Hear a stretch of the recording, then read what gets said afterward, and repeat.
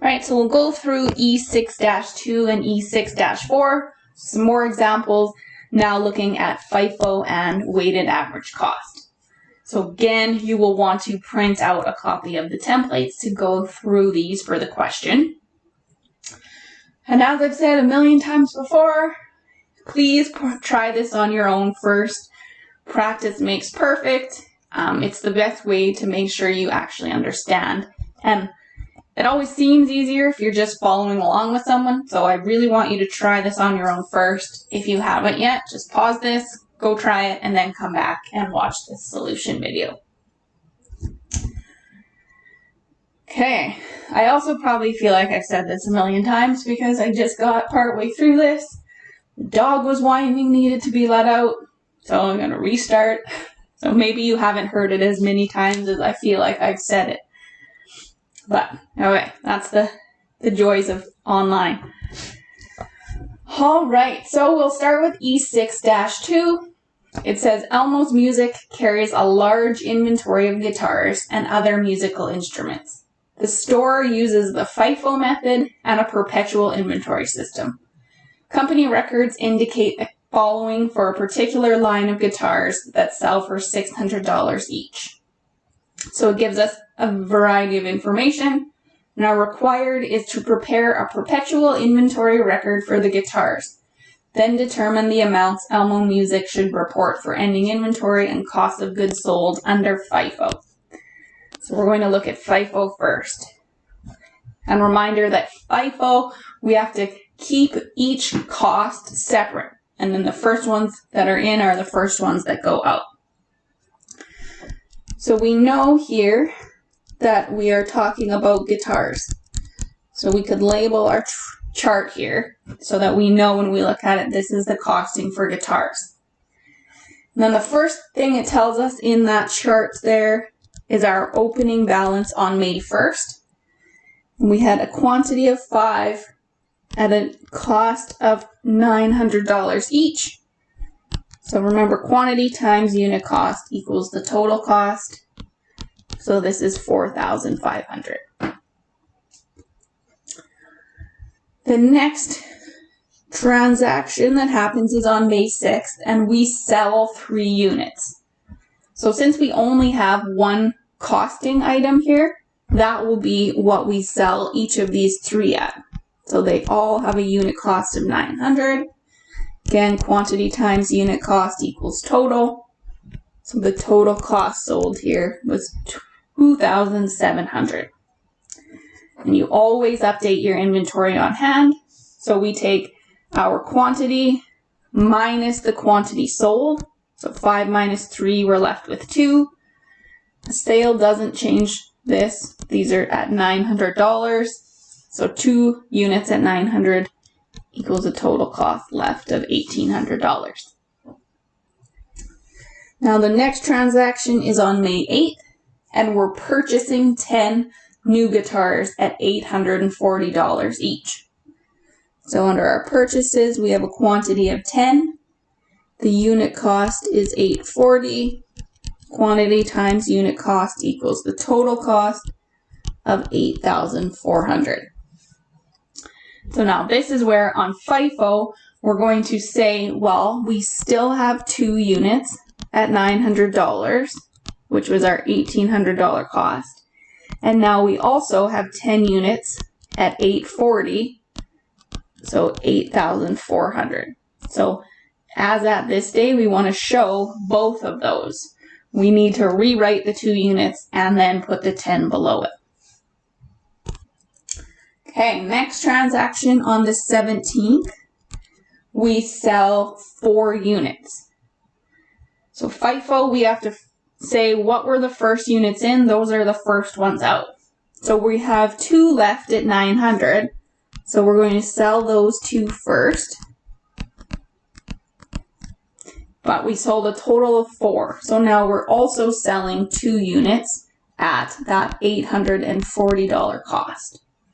So if we multiply those, the total cost of those 2 was $1,680. Sorry, $1,680. So to update our inventory on hand, well, we've used up all of the units at 900, but we have the 10 minus 2 sold, so we're left with 8 units at $840. If we multiply that out, the ending inventory total cost is $6,720. Okay, now the last transaction on May 30th, we purchased 5 new units at a unit cost of $840 again. So 5 times $840 equals $4,200. Now we have the same unit cost here, but we've already shown the math, so I always just rewrite these separate. So we've still got 8 at $840 for $6,720, and we have another 5 at $840 for $4,200. So it just saves me redoing the math, so I always rewrite them out. And it also helps that you're just keeping the same process. So you're rewriting what you already had, writing the new. So those are all of our transactions for May. So we know, yes, we have to do those, but we always at the end need to complete our totals. So we can look at our total purchases first. We're adding our quantity, so 10 plus 5. We purchased a total of 15 in the month. We never fill in that unit cost. And then we just add our total cost, the $8,400 plus $4,200. And we're at $12,600. We do the same thing for cost of goods sold. So the quantity sold is 3 plus 2 plus 2, which is 7. These all have different unit costs, so we don't fill that in. Then we can add the total cost, so $2,700 plus $1,800 plus $1,680 is $6,180. And remember that these are totals. So when we're looking at purchases and cost of goods sold, we're calculating the total for the month. Whereas inventory on hand, we're just bringing down or summarizing what we have left. So here's where we can go ahead and say, well, we have 13, the $6,720 plus $4,200 at the end of the month is $10,920. So for inventory on hand, we're finding our ending balance. We don't add all of these up to get a total for this one. We just summarize the costs to get our ending amount. Okay, so the question asks us to determine the amount of Elmo, or that Elmo's music should report as ending inventory and cost of goods sold. So it's important that you know first how to complete this chart, but then you also need to know what does it mean. So our total cost of goods sold is this $6,180. So it's in our cost of goods sold column, and that is the amount we would show as cost of goods sold for the month of May. And our ending inventory on hand is the $10,920. So that's the value of our ending inventory. Okay, so I'm just going to continue on in this same video and complete E6-4. So that question says to refer to Elmo's music that we just did, except for now we're assuming the store uses the moving weighted average cost method. So we need to prepare the record under the moving weighted cost, and it says to round the average cost per unit to the nearest cent and all other amounts to the nearest dollar. So when we're using that moving weighted average cost, we get decimal places in there. So we're going to round average unit cost to nearest cents and the rest to the dollars. So we can move on to our chart here for moving weighted average cost. And we started out in the same way. So we know that the item we're tracking here is the guitars.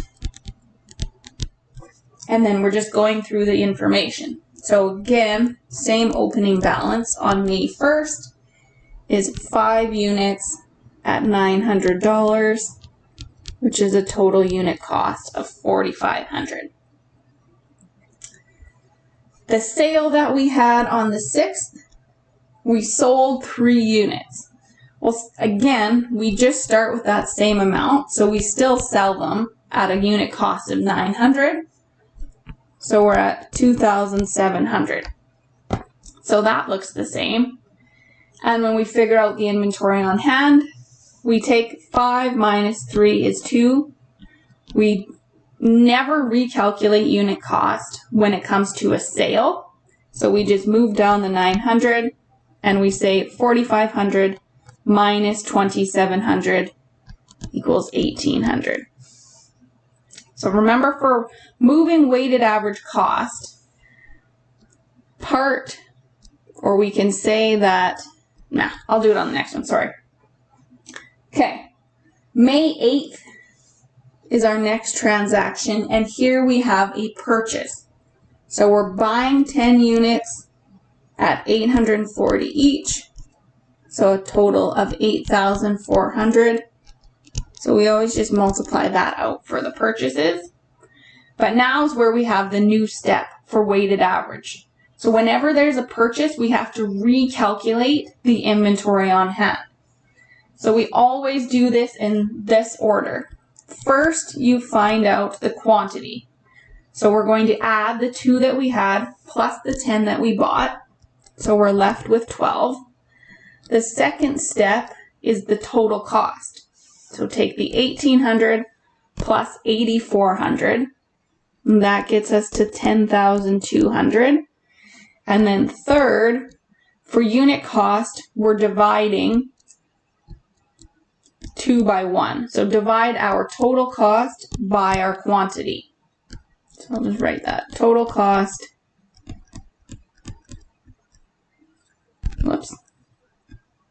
divided by our quantity. So we take the 10,200 and divide that by 12, and we get $850 as our new unit cost. So you always figure out quantity first, total cost second, unit cost third. Okay, the next transaction we have on May 17th, we're selling 4 units. So when you're using average cost, you always use the same unit cost for all of the amounts sold. So we sold 4, and we're using the 850 that we calculated in the previous line. So 4 units times 850 gets us to 3,400 as our total cost sold. And then we do quantity first. So 12 minus 4, we're left with 8. Total cost second, 10,200 minus the 3,400 gets us to 6,800. But on a sale, you never have to recalculate. You just carry the 850 down. So sales don't impact the unit cost. Only a purchase does. So whenever you have a sale, always just carry the amount from the unit cost down. Okay, now last one on the 30th, we have another purchase of 5 units at $840, which is a total cost of $4,200. So a purchase, we have to recalculate that new unit cost. So first step is figure out the quantity.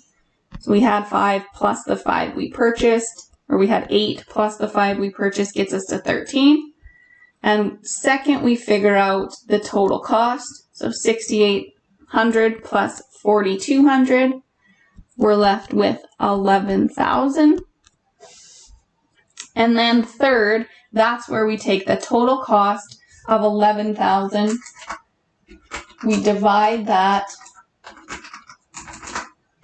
by our 13 units, and we end up with 846.153846 and so on. So it told us in the question to round the average cost per unit to the nearest cent. So we will say that this is $846.15. So we're rounding to that amount. Okay, so that is all of our transactions. But again, we need to go through and calculate our ending and our totals. So for purchases, 10 plus 5, still 15 that were purchased. And you add the total cost, and we get $12,600. So when it comes to the purchases, whether you're using moving weighted average or FIFO, your purchases don't change because you still purchase the same amount at the same unit cost, which is meaning you paid the same total here. So purchases is always the same under both methods, as we can see here. Cost of goods sold, we still sold 7, but now we'll have a new total cost of goods sold. So we take the $2,700 plus $3,400, and we end up with $6,100. And our ending inventory, we just carry this last line down. So we have 13, and we have a total of 11,000. And again, since we will carry this one forward, we could write that there. FIFO, you typically wouldn't because you most often have multiple unit costs. So you wouldn't write that unit cost, but for average, weighted average, we're always carrying that forward, so we could write it there. Okay, so now for this one, again, we need to know the cost of goods sold. So that's the amount in this column. And we need our ending inventory, which is 11,000. Okay, so on this next slide, I've gone through and I kind of have a summary chart that I want us to look at. So we've said for cost of goods sold on FIFO, we found that here, $6,180. So first we can say, well, we sold how many units? So typically we're talking when it asks for cost of goods sold for the value, but I just want to show both here. So 7 units, and we just saw that it was $6,180 for the value. For weighted average, again, we sold 7, and the total cost of goods sold was $6,100.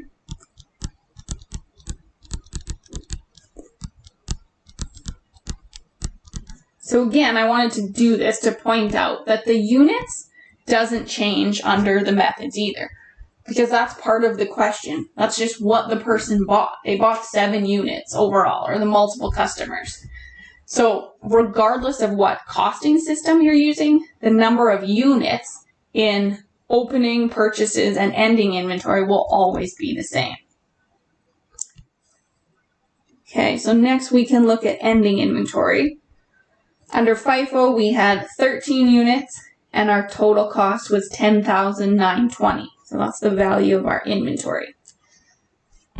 So we're left with 13 units and the value of $10,920. Under weighted average, again 13 units, but our value is 11,000. Whoops. So units always the same, but it's good to double check just to make sure you don't have any errors and that you do have the same under both. So the question just asked us for these first two, but I'm kind of continuing this on just to show some more information. So the next thing we can calculate is our sales revenue. So in the chart in the textbook, we don't have any information on sales revenue, but right above it, it says that the particular line of guitars sells for $1,600 each. So it tells us that in the question.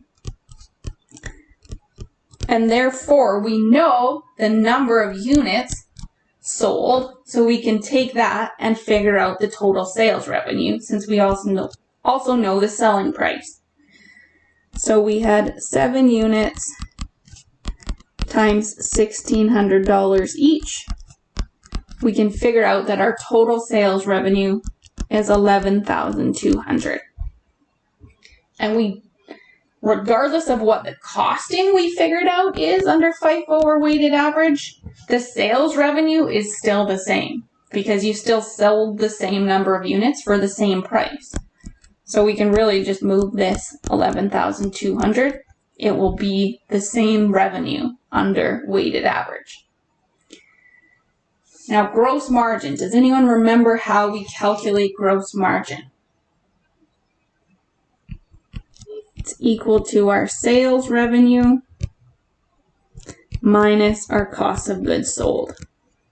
So for FIFO, we take the 11,200, subtract our 6,180 cost of goods sold we see above, and we get to 5,020.